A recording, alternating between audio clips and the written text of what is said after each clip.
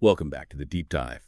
Today, we're shifting gears just a little bit. We're looking at a very specific stack of research clinical guidelines, pharmacology reviews, all centered on inflammatory bowel disease.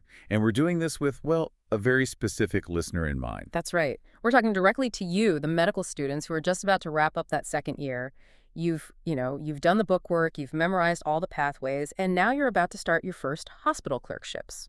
Which is a huge transition. I mean, it's terrifying. You go from just picking B on a test to standing at the bedside of a real person who's looking to you for some kind of answer. Yeah. So our mission today is to bridge that gap.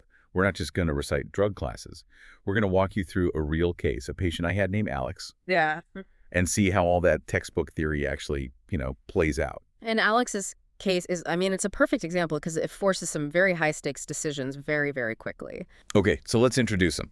Alex is 30 years old, and up until about a month ago, completely healthy, no real history, active guy. Yeah. Just not the kind of person you'd expect to see so sick. Which is actually, pretty classic for IBD. We see this bimodal distribution, a big peak in people in their 20s and 30s, and then another smaller one later on. So Alex is right in that demographic sweet spot. His decline was just so fast.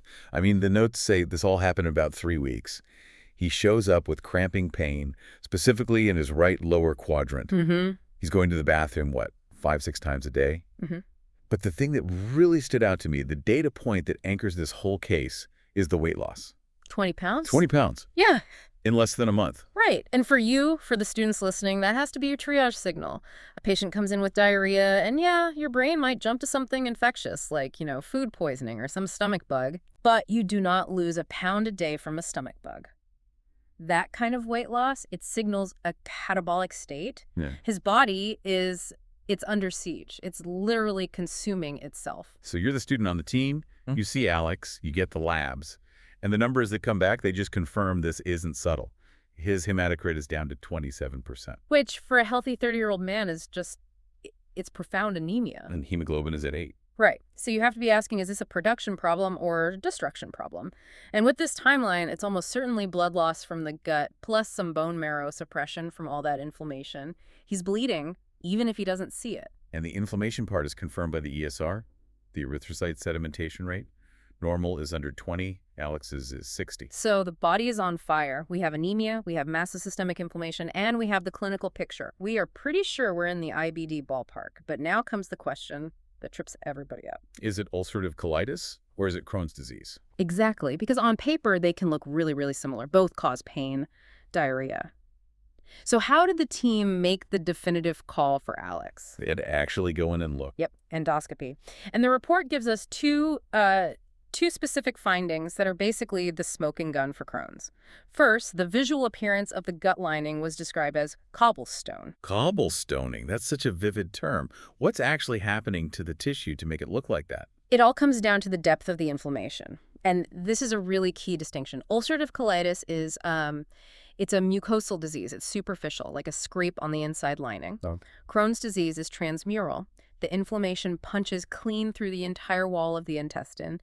These deep ulcers create fissures, and the healthy tissue in between swells up, creating these little islands. Hence, cobblestones. So if you see cobblestones, you know the damage runs deep. What was the second clue? The location. The report specifically mentioned skip lesions in the terminal ileum. Okay, let's unpack skip lesions for the students. Sure. Ulcerative colitis is always continuous. It starts down in the rectum and just marches backward up the colon. It doesn't stop. It doesn't skip spots.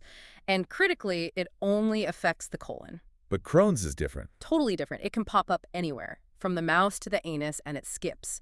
You'll see a patch of really angry disease tissue, then a stretch of perfectly healthy tissue, and then boom, more disease. So the fact that it was in the terminal ileum part of the small intestine, plus the skip pattern, plus the deep cobblestoning. Case closed. This is Crohn's disease. Moderate to severe ileocolonic Crohn's, to be specific. Okay, so diagnosis is secure. Now we get to the part that actually matters to Alex. Yeah. How are we going to fix this? And this brings us to a huge philosophical fork in the road in gastroenterology. The step-up versus the top-down approach. Right. This is the first big strategic decision you have to make. Let's start with step-up. This is the traditional method. It's what you'd see in the older textbooks. Right. The logic is first, do no harm. You think of the drugs as a ladder. You start on the bottom rung with the safest, mildest medications. If the patient doesn't get better, you take one step up. And you only pull out the big guns, the biologics, as a total last resort. It sounds pretty sensible. Why risk a powerful drug if a mild one might do the trick? And for let's say, a low-risk patient, someone with really mild symptoms, superficial ulcers step up is still a perfectly good approach. You spare them potential side effects. But for a patient like Alex, there's a big problem with that logic. A huge problem. The issue with step up is that while you're messing around, climbing that ladder, you try one drug, you wait 6 weeks, it doesn't work, you try the next one, that inflammation is still just simmering away. And because Crohn's is transmural, that simmering is causing permanent structural damage, scarring, fibrosis. Strictures, exactly. And once that scar tissue forms and chokes off a section of bowel, there is no drug on earth that can reverse it. You're looking at surgery. So for a high-risk patient like Alex Young, deep ulcers, that crazy weight loss, we can't afford to waste time on the ladder. So we flip the pyramid. We flip it, we go top down, the express elevator. We start immediately with our most powerful therapies, usually a biologic, sometimes with an immunomodulator. We just hit the disease as hard and as fast as we can. And the goal here isn't just about feeling better, is it? The sources talk about mucosal healing. That is the new gold standard. It used to be if the patient said, "My pain is gone," we'd call that a win. But now we know that's not good enough. We have to go back in with the scope and see that the ulcers are actually gone. Top down gives us the best shot at achieving that before the damage becomes permanent. And there's another reason, right? Something about antibodies. Yeah, that's right. The body can form antibodies against these biologic drugs, which makes them stop working over time. We found that hitting hard and early, often with 2 drugs, actually reduces the chance of that happening. It keeps the treatment effective for longer. Okay, so Alex's team saw his chart, saw the severity, and they chose top down. But for everyone listening, we need to understand the whole arsenal because you will see mild cases. So let's go back to the base of that pyramid. The 5 aminosalicylates, the 5 ASAs. And the main drug here is mesalamine. What's interesting about its mechanism is that even though you swallow it as a pill, it doesn't really work systemically. No, and that is a critical concept to grasp. You should think of mesalamine as like a topical cream for the inside of your gut. It has to physically touch the inflamed lining to work. It blocks inflammatory pathways like cyclooxygenase right there in the tissue. Which explains why the formulation of the pill is so important. If the inflammation is in your rectum, a pill that dissolves in your stomach is useless. Precisely. It's all about the delivery system. We have coatings designed to dissolve at a specific pH, say pH 7. Which would correspond to the terminal ileum. Exactly. So if that's where the disease is, that's the pill you pick. We have time-release granules. And for disease way down at the end, in the rectum, we use suppositories or enemas. You have to match the drug's zip code to the disease's zip code. Now, we can't talk about 5 ASAs without mentioning the original sulfasalazine. Ah, the prototype. It has this fascinating chemistry with something called an azo bond. It's really brilliant. Back then, they didn't have fancy pH coding, so they had to figure out how to get a drug to the colon without it getting absorbed first. So they attached the active drug, the 5-ASA, to a carrier molecule, a sulfa drug. And our own bodies can't break that bond. We can't, but our gut bacteria can. The bacteria in the colon make an enzyme called azoreductase. So the pill travels all the way down untouched, and when it hits the colon, the bacteria chew off the carrier and release the medicine right where you need it. It's bacteria-activated drug delivery. It's genius. Yeah. But we don't really use it much anymore. We don't. The problem is the carrier, the sulfa part. Once it's cleaved off, it gets absorbed, and that's what causes all the side effects, nausea, headache, allergic reactions. Mesalamine is just the active part without the extra baggage, so it's much better tolerated. Okay, so that's the mild tier. But let's say a patient is in a full-blown flare. The 5 ASAs aren't enough. We need to put out the fire, like right now. This brings us to the corticosteroids. Prednisone and budesonide, the fire extinguishers. And the literature is so clear on this one point. Induction versus maintenance. Yes. This is a classic trap. Steroids are for induction of remission only. They work incredibly well and incredibly fast. They basically shut down the genes that produce inflammation. It's like dumping a bucket of water on a fire. But you can't live on them. You absolutely cannot. The long-term side effects are a nightmare. I mean, we're talking depression, fluid or cataracts, and the bone effects are terrifying. Osteoporosis and aseptic necrosis. Aseptic necrosis of the femoral head, the hip bone. Yeah. The blood supply to the top of the femur just shuts down and the bone dies. You don't want to be the doctor who saves a patient's colon but costs them their hips. There is, however, a steroid that fits Alex's case really well, budesonide. The sources say it has high first-pass metabolism. Why is that so important? This is a great example of smart drug design. Budesonide is a potent steroid, but when you take the pill, it works locally in the gut, gets absorbed, and goes straight to the liver. And the liver just chews it up. It inactivates about 90% of the drug before it ever gets out to the rest of the body. So you get that high steroid concentration right where the ulcers are in the ileum, but the rest of you, your bones, your eyes, your brain, sees very little of it. It's much safer. So it's a safer bridge, Yeah. but it is still just a bridge. We need a long-term plan to keep Alex well. Now we're getting into the immunomodulators and the biologics. The heavy artillery. Historically, we use drugs like azathioprine. They work by stopping immune cells from dividing. But they're slow. I mean, they can take 3 months to kick in. Which is way too long for someone like Alex who's crashing. Way too long. So we turn to the biologics. And the first class here are the anti-TNF agents. Infliximab, adalimumab.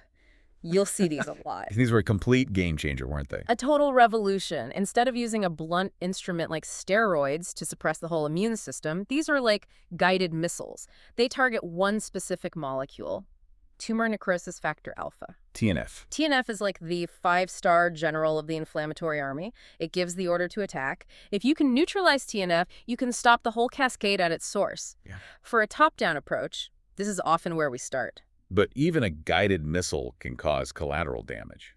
The immune system uses TNF for a reason, right? Like fighting tuberculosis. That is the big black box warning. If a patient has latent TB just sitting dormant in their lungs and you give them an anti-TNF drug, you've just taken away the cage. The TB can reactivate, spread, and it can be fatal. So before you even think about prescribing infliximab, you are checking for TB. Absolutely. It's mandatory. You have to know their status before you start. Okay, so we have powerful drugs, but they have systemic risks. And this brings us to the final and maybe the most elegant class of drugs in our stack today, the integrin inhibitors. This is really the era of precision medicine. The mechanism is just, it's so cool. It's based on this idea of cell trafficking.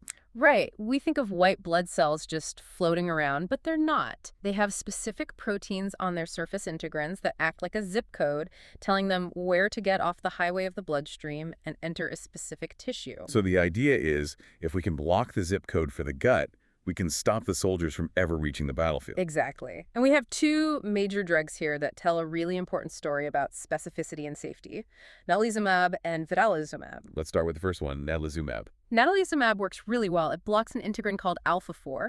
You can think of alpha-4 as kind of a master key. And that master key opens the door to the gut. It does. But the problem is alpha-4 also opens the door to the brain. And that is a problem. A huge one. We need our immune cells to patrol the brain. There's a common virus, the JC virus, that most of us have. Our immune system keeps it in check. But if you block alpha-4 with natalizumab, you stop the patrols from getting into the brain. And the JC virus wakes up. It wakes up and causes a devastating condition called PML progressive multifocal leukoencephalopathy. It destroys the white matter of the brain. It's often fatal. So you fix the gut, but you risk this catastrophic brain infection. Yeah. That's a terrible trade-off. How does the next generation, vedolizumab, solve that problem? Vedolizumab is the sniper rifle. It doesn't just block the master key, alpha-4. It targets a very specific combination, alpha-4 beta-7. And where do you find alpha-4 beta-7? Almost exclusively on the immune cells that are programmed to go to the gut. It is gut selective. So vedolizumab stops the traffic into the bowel, but it leaves the traffic into the brain completely alone. The patrols are still on duty in the brain. Exactly. The risk of PML with vedolizumab is, it's essentially negligible compared to natalizumab. It's just a massive win for rational drug design. It really shows how understanding that molecular detail, that geography, can completely change a drug's risk profile. It's everything. And for a young guy like Alex, who's probably going to be on therapy for decades, that long-term safety is the whole ballgame. So let's bring it back to Alex. The team saw severity. They chose the top-down approach, started him on one of these powerful biologics. What was the outcome? He went into remission. The diarrhea stopped. He gained all 20 pounds back, and most importantly, his follow-up scope showed complete mucosal healing. The ulcers were gone. He avoided surgery. For now. And that for now is the reality of this disease. It's chronic.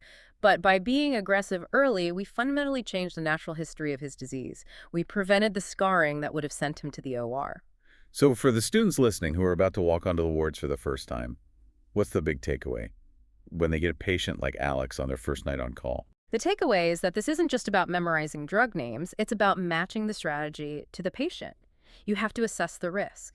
If you're dealing with a little skirmish, sure, use the peacekeeping forces, the step-up approach, the 5 ASAs. But if it's total war, If it's total war, you don't hesitate. You bring in the heavy artillery right away. But you do it with your eyes wide open. You respect these drugs. You screen for TB. You monitor for side effects. You are constantly balancing the risk of the cure against the risk of the disease. it's a balancing act. That is the art of medicine. And here's one last thought for you to think about as you start your clerkships. We're getting so much better at this, moving from the nuke of steroids to the sniper shot of vedolizumab. But the guidelines, they're just paper. The real challenge you're going to face is the gray area. That's so true. The textbook gives you mild, and it gives you severe. But patients rarely read the textbook. You're going to see so many people who are somewhere in the middle. So how do you decide, when you're looking at that person in the bed, if they're sick enough to skip the ladder and go straight to the elevator? When do you pull the trigger on a lifetime of biologics? That decision. It's not in an algorithm. That's clinical judgment. And that's exactly what you're going there to learn. Good luck on the wards. You're going to be great. You've got this.